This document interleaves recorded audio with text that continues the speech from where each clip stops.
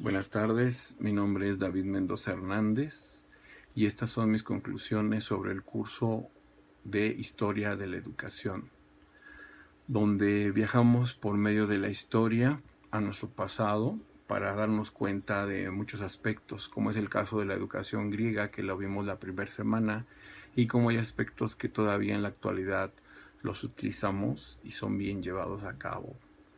La segunda semana vimos las diferentes etapas de la escolástica.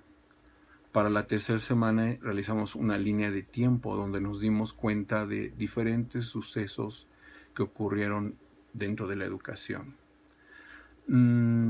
Para la siguiente semana estudiamos los diferentes aportes educativos de la Reforma y checamos aspectos del movimiento de Lutero que nos ayuda a comprender y entender cómo la religión dominaba en aquel entonces, cómo la fe y cómo las creencias eran las que predominaban en aquel entonces, y cómo surgió la necesidad de otro tipo de educación.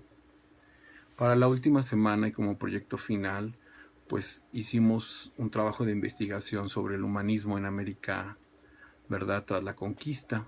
Y en esto llegamos a la conclusión de que hubo muchas injusticias disfrazadas de buena voluntad.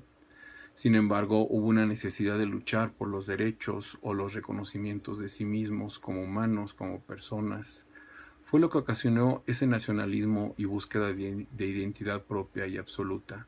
El hecho de ser esclavos, de que solo eran seres de un nivel muy bajo que los españoles, toda esa frustración, toda esa destrucción de sus creencias y costumbres, de sus dioses, de sus templos y pirámides, toda su identidad por imposición de otra.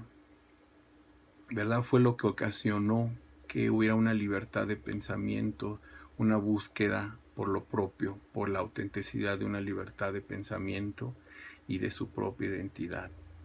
Y que pasaron más de 300 años para poderse sentir así, con un humanismo pensante en sus intereses y derechos como mexicanos.